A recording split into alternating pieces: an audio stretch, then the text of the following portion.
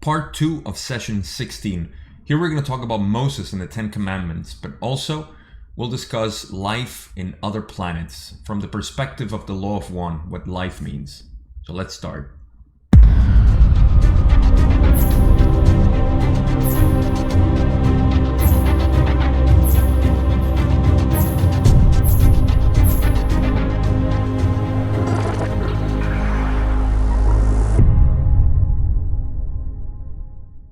Alright, in the last video we talked about what the Orion group sent here as a social memory complex about 3,600 years ago. I know in the text it says 2,600, but this was corrected in the next session, session 17. But that entity that they sent here, the Orion group, again, is what Don is asking as the first question that I have in the video. So let's go in straight to it. Don says, can you name the entity that they sent here 2,600 years ago, which is actually 3,600 years ago? Ra says, this entity named by your peoples, Yahweh. Can you tell me the origin of the Ten Commandments? Ra says, the origin of these commandments follows the law of negative entities impressing information upon positively oriented mind-body-spirit complexes. The information attempts to copy or ape positivity while retaining negative characteristics. Okay, so really quick, I mean, Yahweh, we know from our research, outside of the Law of One, that is a very questionable entity to be considered as a god. I know it's the biblical one. Of course, there's a lot of roughness, for people to take the Bible for granted or at face value. People who have researched it a lot, they know that there is discrepancy between, the loving God and, the punishing one, the one that's kind of like a psychopath that likes to, punish its own creation for some reason. So this is more in line with what we interpret from the Bible, knowing that it used to, cause catastrophes and its wrath and all this stuff. So kind of makes sense that this entity was sent by the Orion group, and also it has been said in some sources that this, I mean, if you think about it too, there was no free will. There was no way to decide between what we consider good or bad, or good and evil, or positive or negative. Everything was just a positive oriented society. And the funny thing is that when you have, and this is something that's discussed in the future sessions, I think is around session 80 or around there, 70, late 70s, or they discuss the possibility that was before the veil of existence between or in third density, and there was this civilization or massive civilizations around the whole universe that didn't have the veil, and there was no polarities. There was just positive service to others because everybody could see that there were the creators, so there was no division. And because of that, they had to, or the creator, not they, the creator just decided to unanimously around the whole universe create the veil for third density. So Yahweh's Garden of Eden is kind of similar to that, and it was the introduction of good and evil that created the polarities, that created, so-called evil, of course, but that is the way we actually grow, and this is, more in line with the general spirituality that we know from different ancient civilizations that know and respect this sort of influence on the earth. So just wanted to add that in. And now about the commandments, the information attempt to copy or ape positivity. I mean, we're gonna get into that now. But yeah, the Ten Commandments is also something that at large has been discussed as something that doesn't make too much sense, to constrain society in specific ways. It's almost like laws, and laws always are restricting, human behavior, which by default just makes sense that it's not from an all-loving, entity. So anyhow, let's go on. Don says, was this done by the Orion group? And of course, this is correct. Makes sense. What was their purpose in doing this? Ra says the purpose of the Orion Group, as mentioned before, is conquest and enslavement. This is done by finding and establishing an elite and causing others to serve the elite through various devices, such as the laws you mentioned, and others given by this entity. What was their purpose in doing this? Here we go. The recipient was one of extreme positivity, thus accounting for some of the pseudo-positive characteristics of the information received. As with contexts which are not successful, this entity vibratory complex Moses, I'll pronounce it Moses, did not remain a credible influence among those who had first heard the philosophy of one, and this entity was removed from this third density vibratory level in a lessened or saddened state, having lost what you may call the honor and faith with which he had begun the conceptualization of the law of one and the freeing of those who were of his tribes, as they were called at that time space. Okay, so again, Don is asking a question that has been answered before, which is what's the purpose, in the Orion Group doing this? Just to establish an elite by which they can govern, essentially.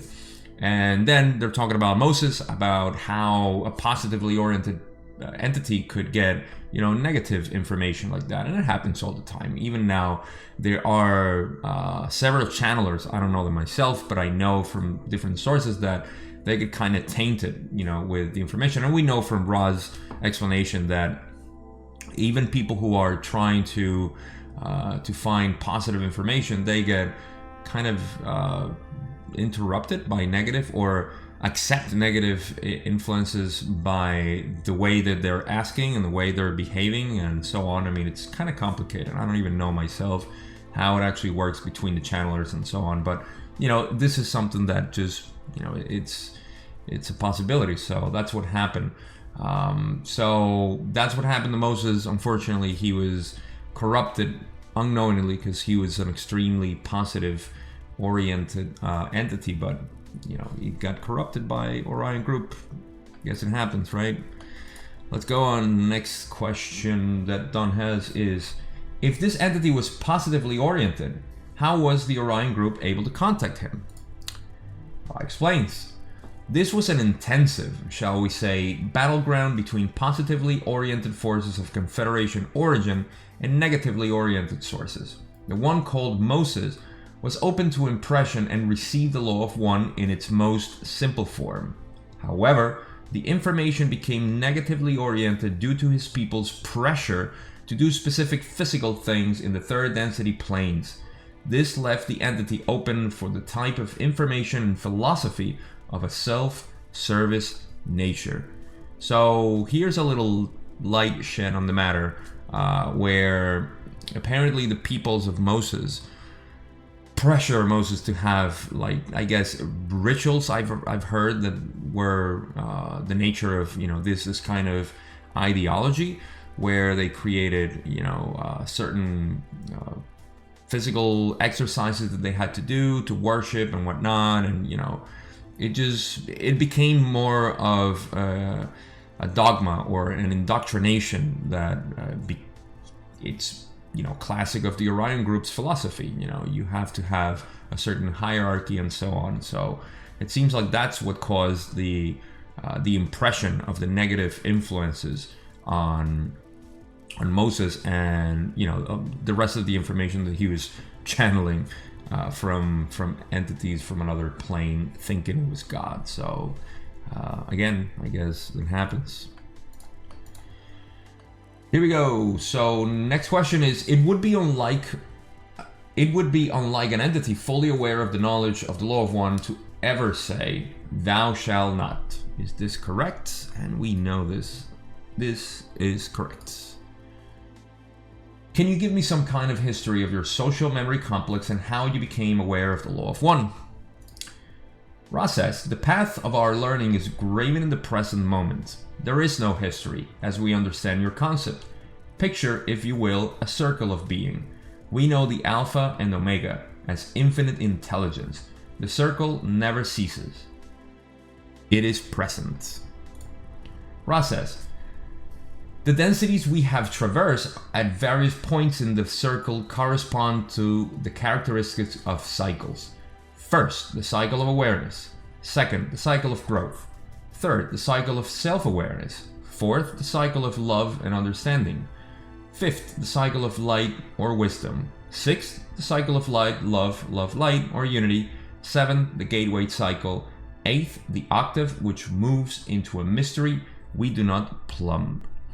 So this one is a little mind-twisting because Ra is saying that there is no history for them, that there is just information available, and that's the way I see it. They refer to the circle as the reference for us to see how there is no history because there is only what it is. So I know that in 6th density, or any other density for that matter, time is experienced in a different way, or is a different sort of experience with time. But just in the sense that they're describing it, seems like there is no such thing as history. Everything is available to them as they have experienced it already. And then they go through the densities as we know them. That's why I put them all colored.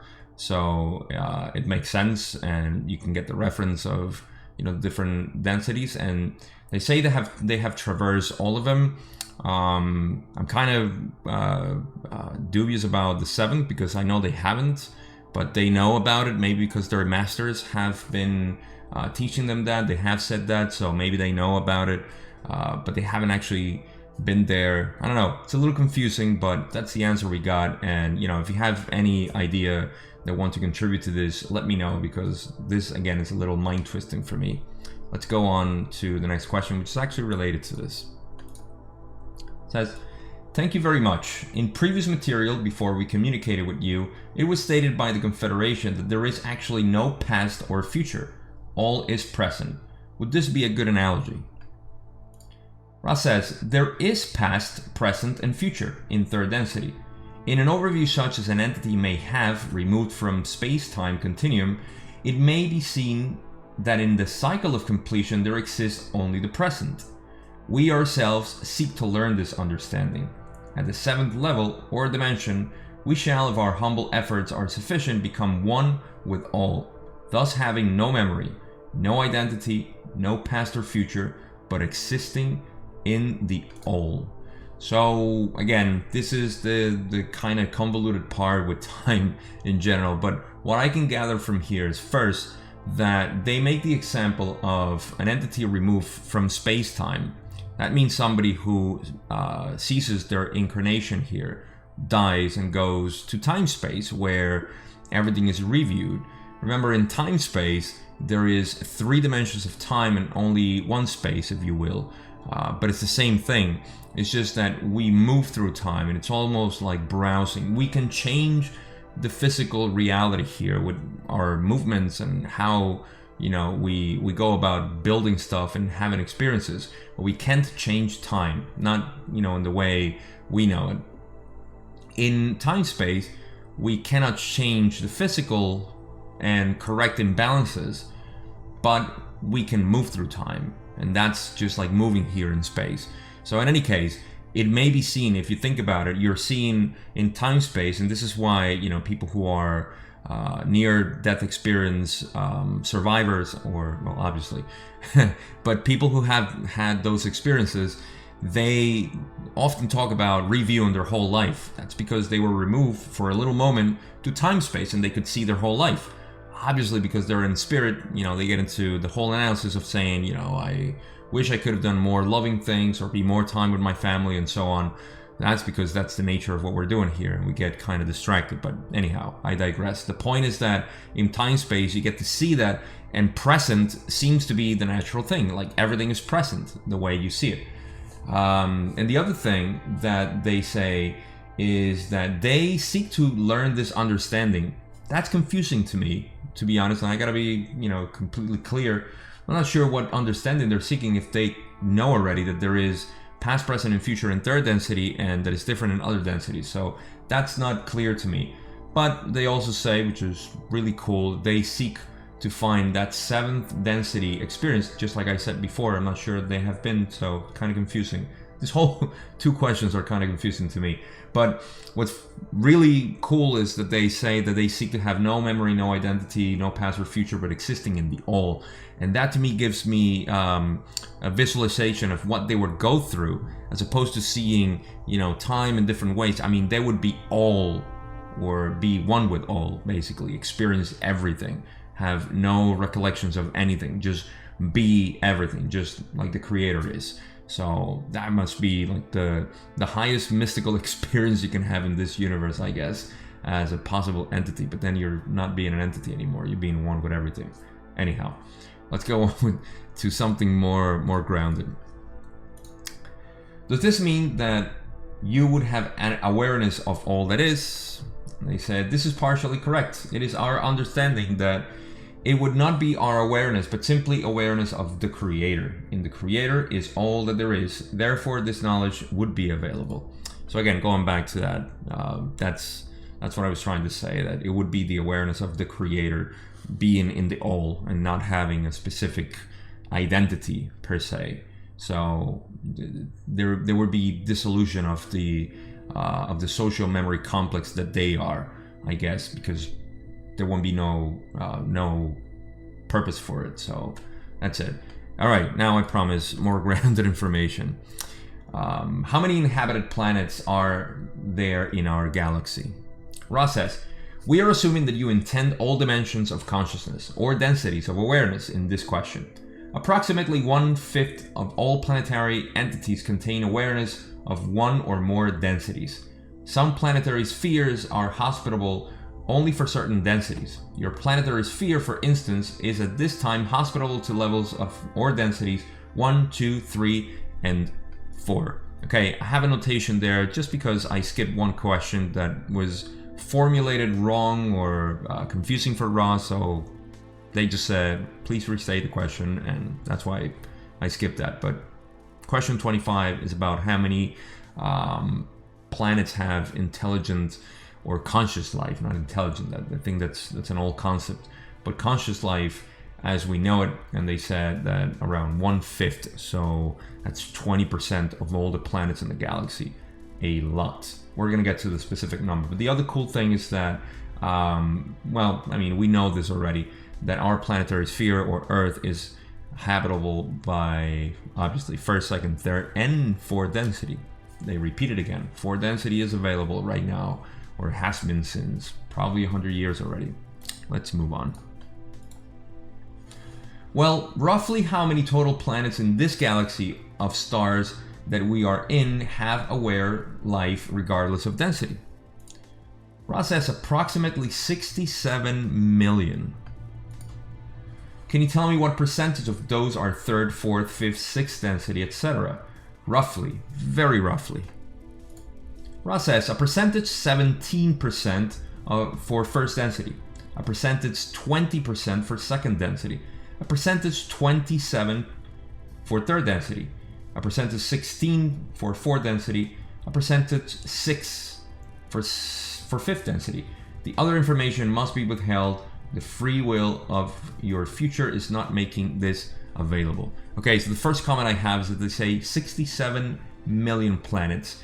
And it's interesting because the Fermi paradox, which I remember from my olden days in the conventional science, they kind of estimated between, it was a huge range, but the top range was around 100 million civilizations in the galaxy, if memory serves. I know it was a number roughly around there. And it's curious that it's actually 67 million what Ross says. And so Fermi and the Drake equation that Carl Sagan was very popular for doing, they were actually too wrong. They were pretty close, and I don't know if that was I would say not hidden science, but misinformation science. But it seemed like it's pretty accurate. So just the first thing, and the other one that's curious to just note is that there are different percentages for the different, obviously, planets that have habitable zones for second or higher densities. They must have, I would assume, well, it all depends, but they would have spheres already for the previous densities of experience. So something to take into consideration there. everything equates to, I think, 86% what they reveal there, and the rest they cannot talk about, which I think, well, let me not get ahead of myself, which I always do. So let's go to the next part of... Actually, Rock keeps going. We shall speak on one item. There is a fairly large percentage, approximately 35%, of intelligent planets, which do not fit in the percentiles. These mysteries are of 6th and 7th density and are not available for our speaking. I am assuming that they refer to the other 80% of the planetary spheres that exist out there, that then it would be 55% of the whole galaxy. But that 35%, what remains of the 1/5, I hope this makes sense, because they originally said 1/5 of the planets are, this and that, and then there's 35% that there is intelligent planets that have, they do not fit the percentiles for some reason. There's something that we don't know. It's part of the law of Confucian, and they don't want to reveal it. So I guess we're in the mystery again. 3rd density is beautiful for that. Don says, well, this first 5 densities, have all of them progressed from 3rd density by knowledge and application of the law of one? This is correct. Then the only way for a planet to get out of the situation that we're in, or the only way for the population, is to become aware of and start practicing the law of one. Is this correct? And it is correct. Pretty quick, this just means that we need to be aware of the law of one to progress to 4th density. There is no other way around it. Now, I'll make a big caveat here. We don't need to know the raw material. That's not the law of one. The raw material talks about the law of one, but it's not the law of one, even though the book is known the law of one. But anyhow, people practice the law of one without even knowing about the raw material or any entities. I mean, it's just a way of living. And I need to stress this point, because even though I'm doing this series and I love this material, I need to say there is a lot of way to apply the law of one naturally without knowing any of this. It's just a natural state of being of the human, whether that be positively or negatively oriented entities. But regardless, it's just the law of one. We need to follow it. That's what our creator, or us ourselves, design in this universe. So just wanted to say that. But yes, we need to be aware of the law of one in some way or another to be more service to others or service to self. Really everybody's choice at this point. Let's go on. Can you tell me what percentage of 3rd, 4th, and 5th density planets which you have spoken of here are negatively polarized towards service for self? And Ra says, this is not a query to which we may speak given the law of Confucian. We may say only that the negatively or self-service oriented planetary spheres are much fewer. To give you exact numbers would not be appropriate. Last question regarding this is Don saying, I would like to make an analogy about why there are fewer negatively oriented and ask you if the analogy is good. In a positively oriented society with service to others, it would be simple to move a large boulder by getting everyone to help move it. In a society oriented towards service to self, it would be much more difficult to get everyone to work on the boulder for the good of all. Therefore, it is much easier to get things done to create the service to other principle and to grow in positively oriented communities than it is in negative. Is this correct? And of course, it is correct. And with this question, we get to the end. But let me say something about it, because it's pretty obvious. They can't talk about the negative planets or civilizations that exist in percentage-wise, but they do say, okay, well, there's just a few of them. It's not as many as the positive. And then Don makes the analogy, of course, that it's easier to progress in a planet that is service to others than it is in service to self, because people are collaborating with each other. Hopefully that's a message we can get across the whole planet right now, because we desperately need it. We are, without a doubt, a positive oriented population, humanity. There's a reason why we have wanderers, and we have starseeds, which might be the same thing, and we have this affluence of different entities coming to help the planet, and we know it ourselves. I mean, you make a poll and you know that the majority of people don't want to participate in this system. However, we keep giving with our free will everything that we do for the good of the corporations and the politicians and the religions and every other hierarchical system that divides us into superior and inferior people or entities of an organism. Makes no sense. Like giving the heart priority over the liver or anything else. We are a collective organism. But again, thank you for watching. Thank you for enduring my philosophy now in conclusion of this second part.